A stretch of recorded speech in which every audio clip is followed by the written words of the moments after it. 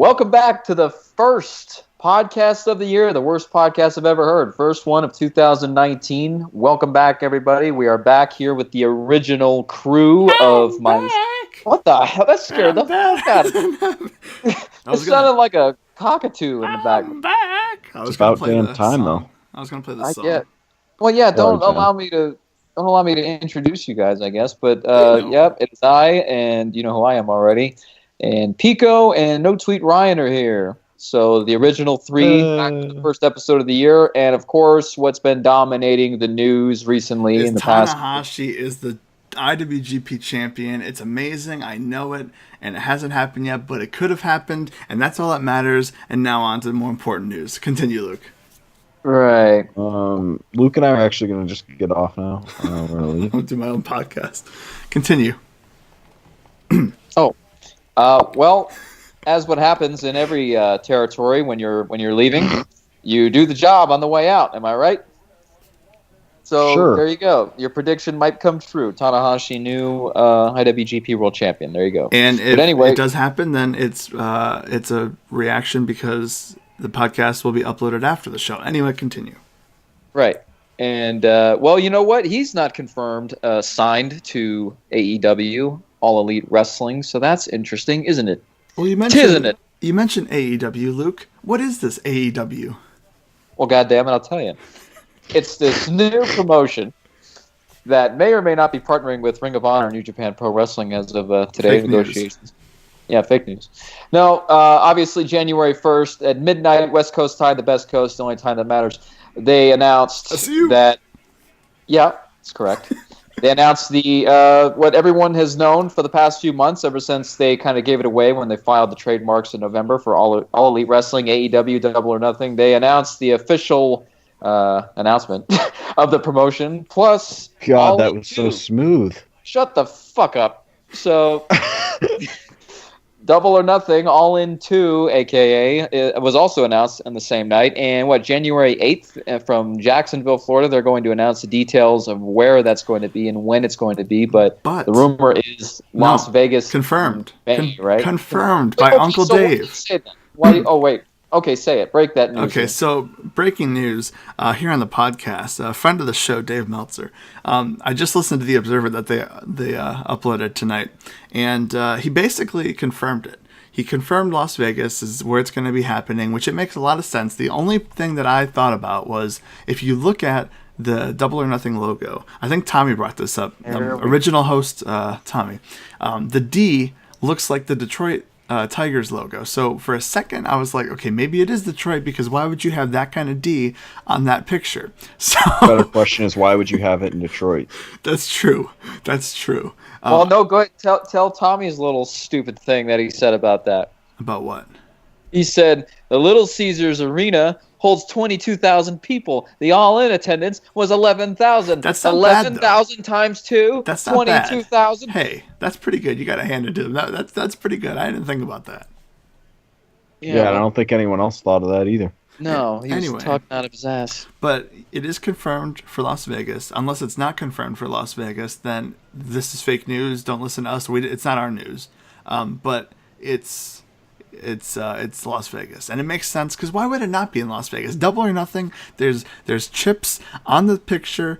It's perfect. It makes so much sense. What kind of chips? Tortilla.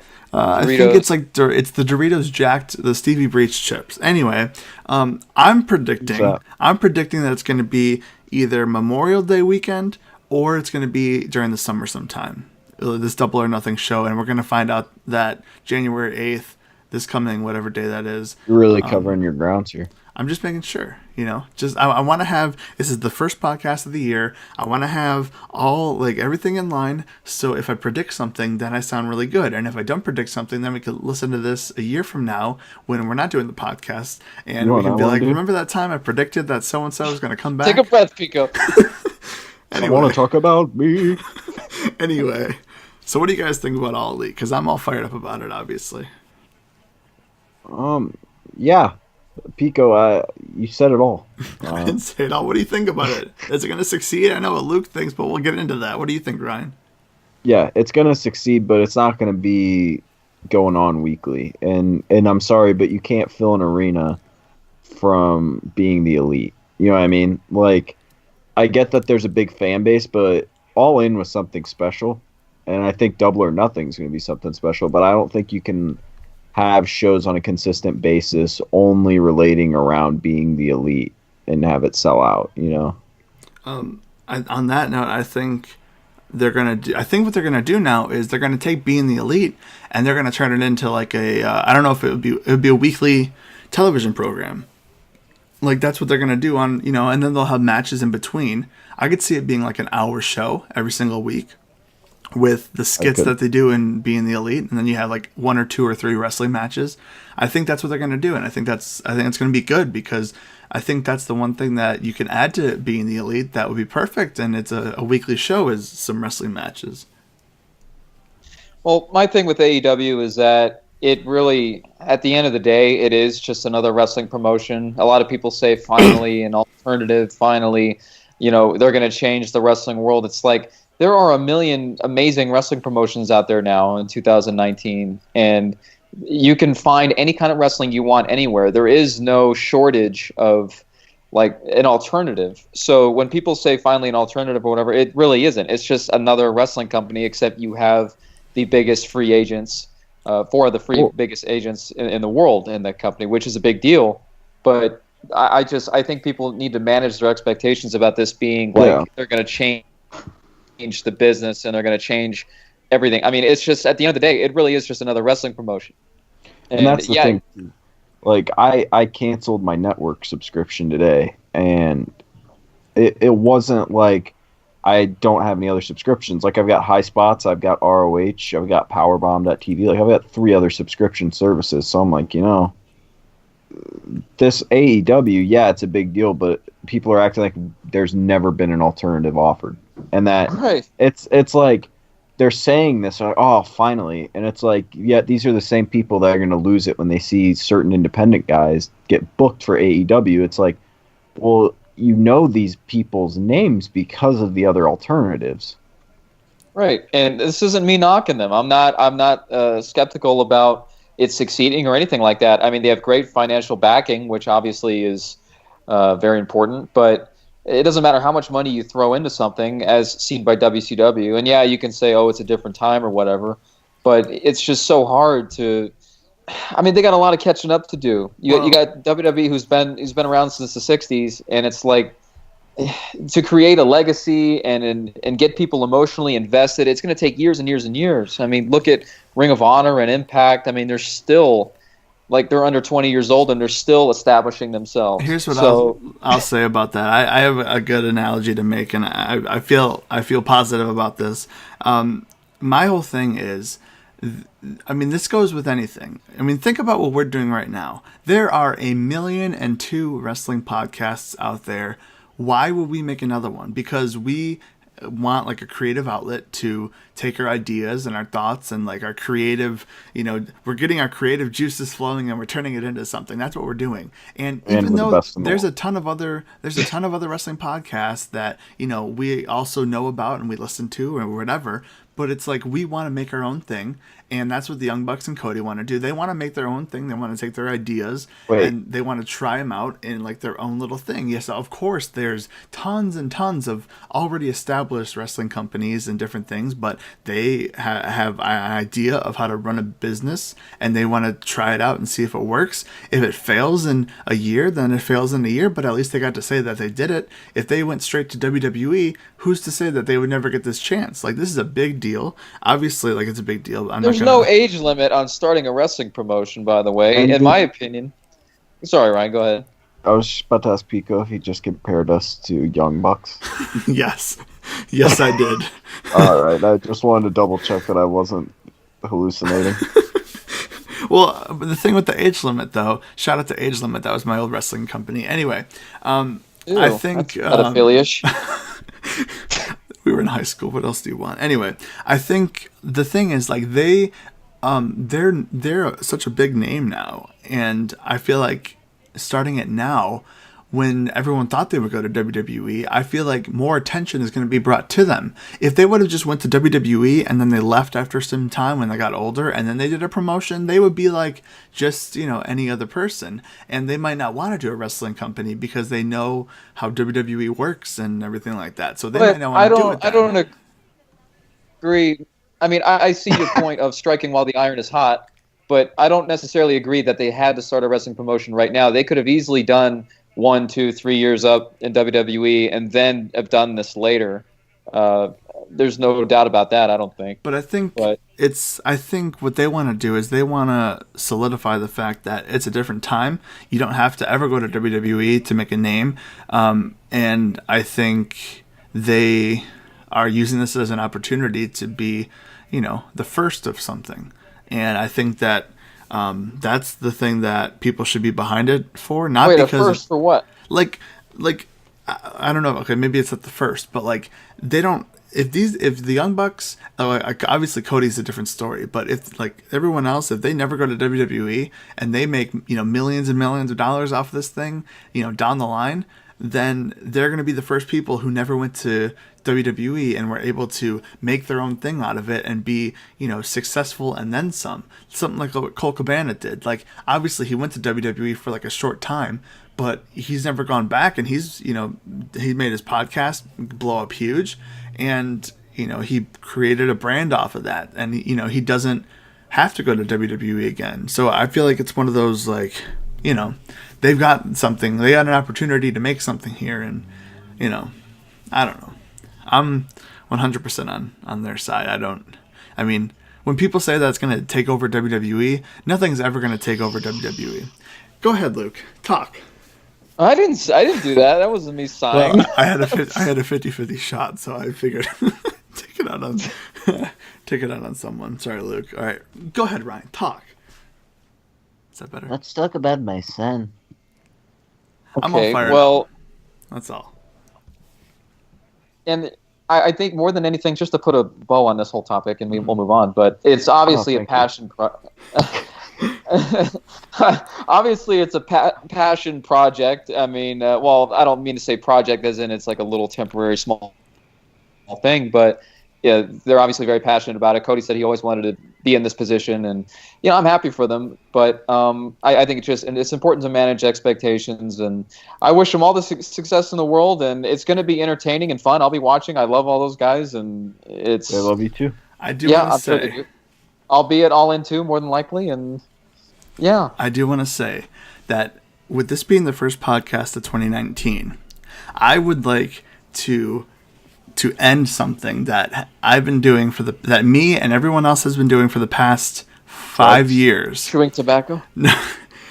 This is the year that the CM Punk returning to wrestling things will die. They will die this year. This is when it dies. It ends right now. He's not coming back, and it's over. That man's name out of your mouth. It's over. It's over. It's done. What do you mean? Okay, what do you mean by that? I will not say that he's coming back to wrestling this year.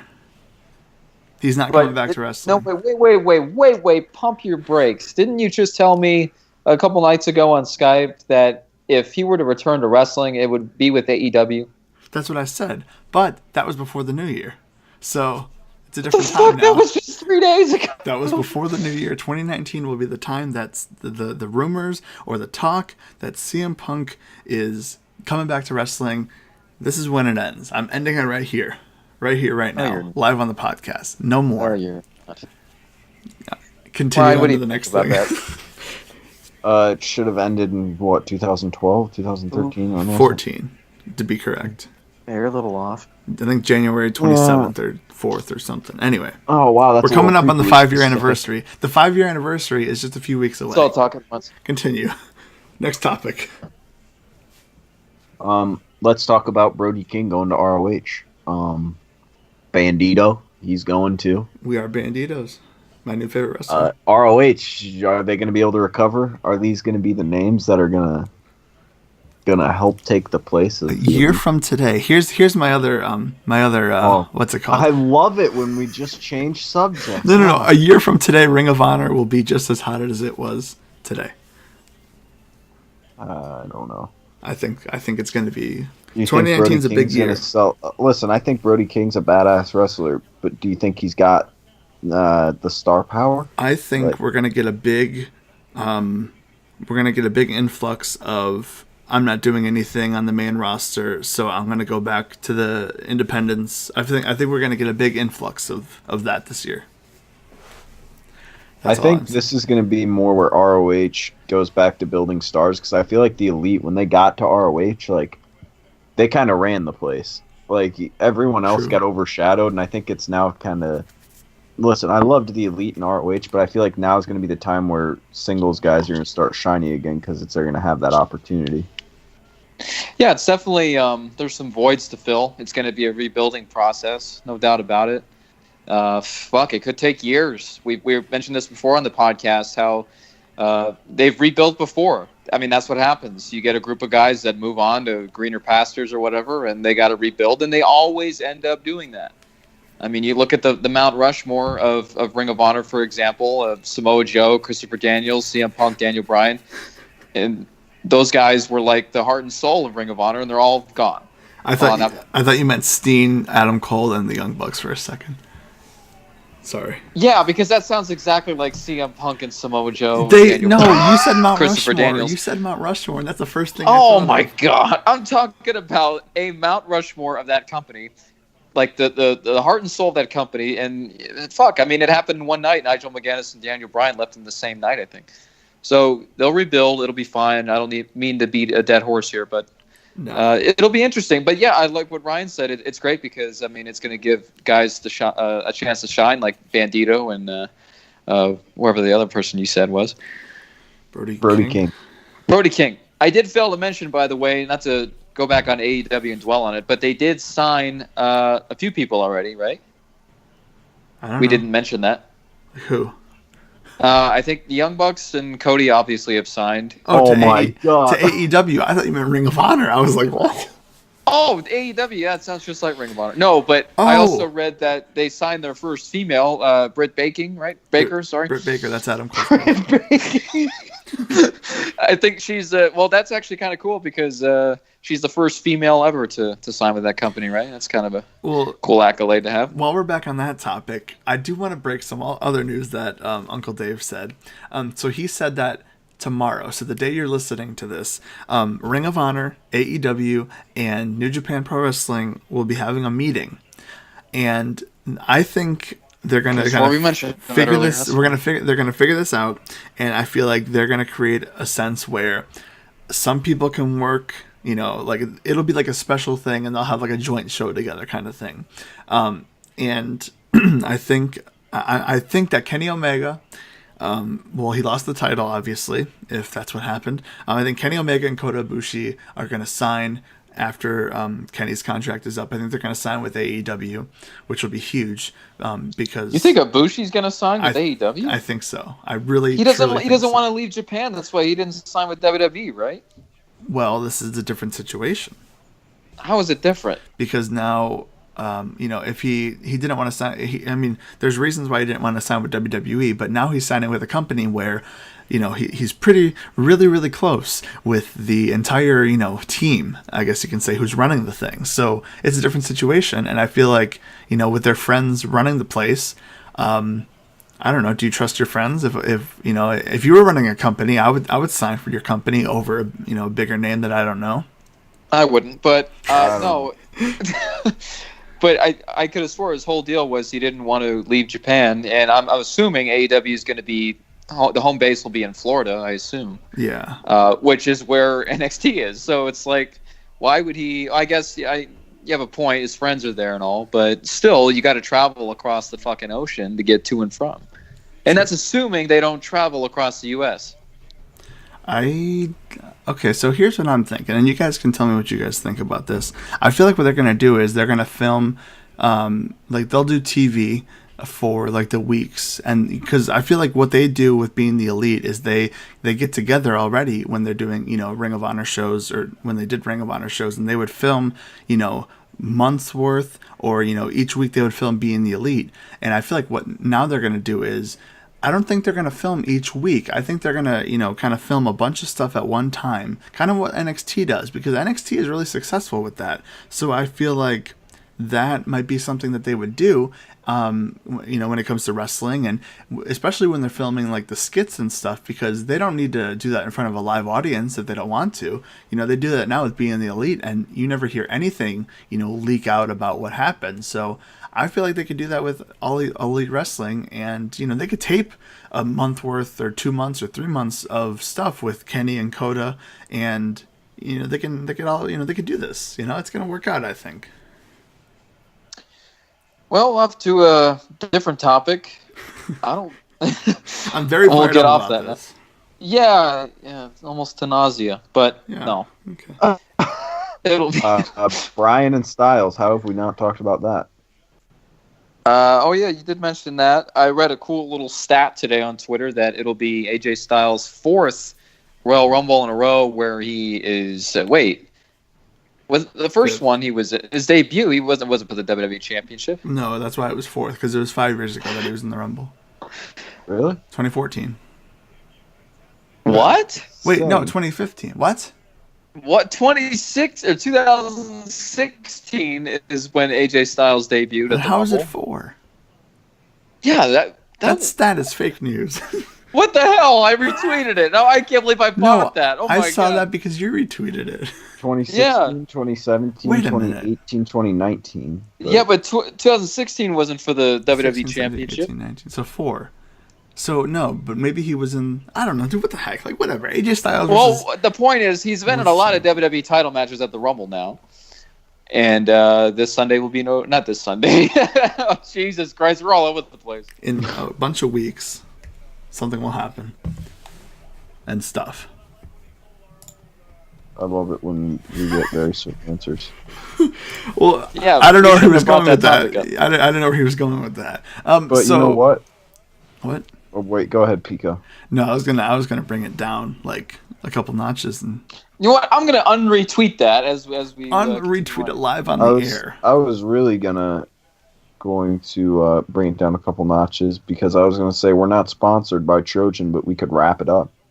Well, I was going to actually before we wrap it up, there's 2 things I want to get to real quick. One, being Mean Gene passed away. I don't know if you guys had any memories of Mean Gene that you wanted to talk about. Be serious for a couple seconds here. Yeah, that was I don't know. I expected him to live at least another 20 years. It kind of sucks there, but no. I first heard him from WWE Confidential. I mean, I used to watch that after Velocity on TNN, and just that voice and I knew that I was watching like a serious program. It wasn't like hoo-ha bullshit. I mean, because he just brought that professionalism, and with that golden voice and just everything, his wit. It's like you took everything he said seriously, and he brought legitimacy to like anything he did, even the little show like WWE Confidential. So I was always like drawn in by him from that, and obviously Legends of Roundtable, which I love, and it's on the network, and have gone back over the years and watched old WWF and WCW, and he's just, I mean, he's the greatest interviewer there's ever been. I'm not just saying that, and I think anybody would agree that he was the greatest to ever do it.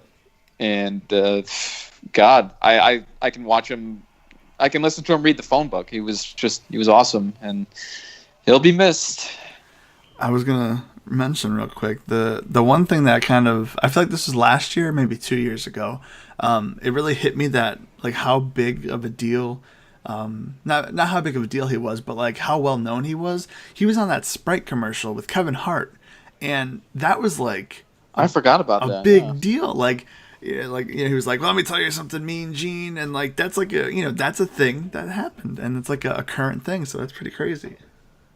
Well, and that's the thing that I think is even crazier is like, I heard it on Wrestling Sheet Radio. I have to get that plug because I'm going to rip off a lot of what they're saying. They're like, you would see a lot of wrestlers get imitated and you'd kind of expect it. But then like for Mean Gene, like people were imitating him. And at that time, like that's unheard of. Like the commentator, like, you're not supposed to grow up and be like, oh, man, I want to be a commentator. It's always, oh, man, I want to grow up to be a wrestler. But it was like he had that effect on certain people. Mm-hmm. Mm-hmm. Yeah. And he was a funny guy too. There was he had a lot of funny moments during interviews. Of course, like the two people that everyone brings up that he's associated with for life, pretty much, are Randy Savage and Ric Flair. And just how he was able to keep a straight face through most of it was incredible. And he would just elevate guys to a different level. I watched this one promo with Bret Hart and Kurt Hennig and I think King of the Ring, and Mean Gene just did an amazing job of like getting a great promo out of those two, because otherwise it probably would have been pretty stale. But he was just good at elevating people and making everyone sound good and look good, and that's an art. So that's probably why people wanted to grow up to be like him. Let's just say that the current WWE whatever broadcasters, announcers, whatever you want to call them, they have big shoes to fill. I mean, you got a lot of bad. There's no filling those shoes. Well, I'm saying, like, you know, like you got a lot of bad. Like they ask stupid questions. They just have no character. Like, you know, he was one of the best, and you know he'll be missed. But you're a sick man, Robert. On that note, as we wrap up here, I wanted to. I said this to you guys earlier, but I think we should do this. You make one. Okay, basically, I'll preface this. So the Wrestling Observer, every year they do a prediction show at the beginning of the year. And last year, I called into the prediction show to give a prediction, and my prediction was that the Bullet Club 10,000 seat arena show was going to be in Chicago, and that Dave Meltzer would have some part to do with the show, or he would be the special guest referee. And that was my prediction, and they wanted bold predictions. So, obviously, I got half of that right. I don't know if I'm going to win the plaque. I would like to win the plaque. Do you guys have a bold prediction for the year of 2019? Luke, you go first. I wasn't prepared for this. Neither was I. Don't worry. I'm thinking of one now, though. Give you a few seconds to think about it. Because I feel like there's a lot of different avenues that you can go with this. Because you can go with like the WWE, you can go with, you know, like the All Elite Wrestling, which has been like a big thing. You know, you can go like TNA is finally gonna like close up. Like that was one of the things that I heard like a lot. You can go with something crazy, like just like off the top of your head, like, you know. Well, I would say TNA is going to change ownership, but I wouldn't say that's a surprise. They've rebranded themselves so many goddamn times. They don't even have an identity anymore. But that's for another topic for another day. Well, it's the last year of the decade, so it's going to close out what's been a crazy... I remember when this decade started. But, well, most people do. I don't know, man. I mean, there's so much to look forward to. Obviously, AEW is the first thing that everyone's looking forward to. A lot of contracts are coming up with Nakamura, Styles, Gallows, Anderson. They signed 3 years ago this year. Oh, God. I mean, you're probably going to get a lot of people leaving WWE. What, you had fucking TJ Perkins tweeting out. Lindsay Dorado was tweeting out something. I think everyone's... a lot of the cruiserweights are looking to leave, and WWE, they're going to have to keep their guys happy. Oh, that's something I wanted to bring up really quick. I know we wanted to close out the show. I guess to prevent people from going to AEW or anywhere else, they are offering even larger developmental contracts, money-wise, I guess. See, it's a good thing for everyone. But WWE, they really need to start making their guys happy, because they have the best fucking talent in the world. So my bold prediction... They're just going to be leaving in droves, man. I have... one is kind of like... It's kind of like an obvious one. I feel like a WWE main eventer is going to sign to All Elite Wrestling this year. But my other one, which is like... This is like way up. I don't know. I just think a main eventer. I don't know. I don't know. I'm just saying... No. You got to guess. Yeah, that'll be like The Miz or something. And you're like, well, he made it. No. I'm talking about like a... I hope he does. I'm talking about like Seth Rollins level main eventer. Like someone like that, I feel like is gonna, like a Shinsuke Nakamura. Like you mentioned it already, so I couldn't say him. Two things that I think. I'm cutting it off. Nakamura leaves, and my son returns. Oh yeah, Dwayne will probably have a match at 35. Batista have a match at 35. There you go. There's two predictions. I think, and here's my bold prediction. I think All Elite Wrestling by the end of this year is going to announce a show in a football stadium. Oh, God. I said it.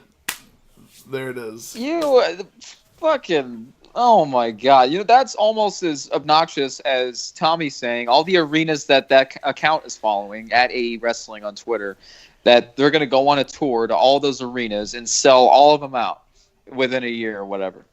Give me a break. I love those guys. Prediction. I love what they're doing, but you can't do all in fucking every month. That's true. Much less fill a football stadium, which is I didn't like say 5 I times didn't say the they were size gonna. of all Hey, in. I didn't say they were gonna fill a football stadium. All I said was they're gonna announce a show in a football stadium. That's all I said. Wait a minute, you talk about the press conference on the 8th? No, I'm saying by the end of this year. That's going to be at a football stadium. No, not like that. I'm saying like an actual wrestling show. Like there's going to be a ring in the middle of a football stadium, and they're going to have a show, and people are going to be there and everything. I feel like they're going to announce something. That's just my bold prediction. Wait, why? That's part of the thing. I don't know, dude.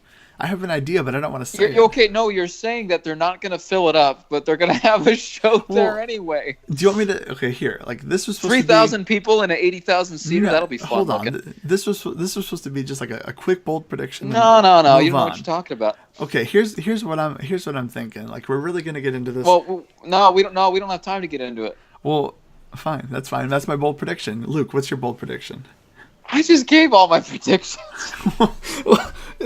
All right, whatever. There it is.